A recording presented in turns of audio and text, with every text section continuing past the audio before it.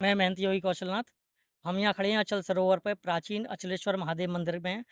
यहाँ प्रांगण में महादेव बाबा के महाकाल रूप के 13वें स्थापना दिवस के साथ-साथ आज एक हर्ष का विषय भी है कि जो आतंकवादी घटना हुई थी पहलगाम में, उसके तत्वाधान में जो हमारी भारतीय सेना ने रात को ऑपरेशन सिंदूर किया और आतंकवादियों के जो ठिकानों को निशाना बनाया है, बहुत ही पूरे देश में एक हर्ष का माहौल है क्योंकि बहुत सारी हमारी बहनों का जो सिंदूर उजड़ा था और उन्होंने ये कहा था कि मोदी को जाके बता देना। तो गर्व है ऐसे प्रधानमंत्री पे जो जिसने शांति से कुछ ना बोलते हुए कोई ऐसा बयान नहीं दिया, कुछ नहीं किया, शांति से पूरी सेना को अपनी कमांड सौंप दी कि आप अपने हिसाब से कार्य करिए और उसका आप परिणाम देख रहे हैं कि आतंकवादियों के ठिकानों को निशाना बनाया गया है। और हमें ये लगता है देशवासियों को कि ये ऑपरेशन सिंदूर केवल यहीं तक सीमित नहीं रहेगा।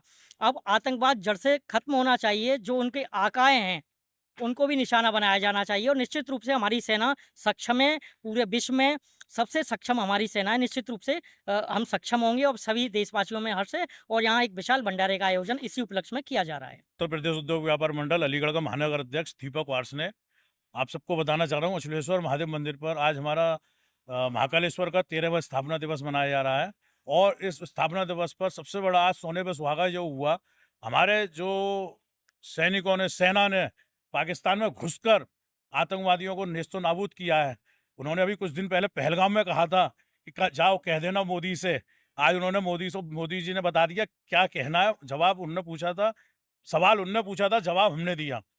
और इस तरह से जवाब दिया कि उनको कमर तोड़ दी। ना उन्होंने सोचा था, ना समझा था। उनकी समझ में नहीं आया। वो सोचते रह गए कि हिंदुस्तान में बैठकों का दौर चल रहा है और वो बस बैठक ही कर रहे हैं। लेकिन उन्हें पता नहीं था 15 दिन के बाद इतना भयंकर नतीजा होगा कि एक अजहर मसूद का पूरे परिवार के 14 सदस्य जो आज 72 हुरों के पास चले गए और शायद अब हुरों के पास जगह कम पड़ रही है। और मुझे पूरी उम्मीद है अगर वो कुछ और छेड़ेंगे तो इससे ज़्यादा भयानक अंदाज के लोगों ने पाकिस्तान को तैयार रहना चाहिए। उत्तर प्रदेश उद्योग व्यापार मंडल का जिलाध्यक्ष मैं मास्टर ओम प्रकाश।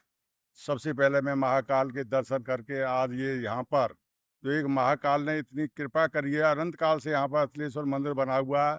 आज उनकी कृपा से हमारे मोदी जी में एक शक्ति आई थी और उन्होंने महाकाल का नाम लेकर, और मैं समझता हूँ जो सिंदूर की रक्षा करने वाली हमारी बहन बेटियों की, जो उन्होंने अभी पहलगाम में ये अत्याचार किया था हमारे कुछ भाइयों पर, उस अत्याचार का बदला लेने के लिए, उनकी सिंदूर का मांग के भरने के लिए, उनकी सिंदूर की रक्षा करने के लिए आज हमारे मोदी जी ने ऐसा एक हमारे यहाँ की सेना, जो मैं कहता हूँ जिसकी सेना हमें गर्व है और गर्व हमेशा रहना चाहिए, ऐसी सेना पर गर्व करते हुए उन्होंने जो वार किया है, आज हमारे घर बैठे ही हमारे प्रधानमंत्री और उनकी टीम और बच विपक्ष ने सबने एक साथ, भारत के सभी हमारे देशवासियों ने एक साथ कर जो आतंकवाद पर जो हमला किया है, मैं समझता हूँ आतंकवाद मिटाने के लिए अभी हमारे मोदी जी ने तो अभी केवल तमाचा मारा है।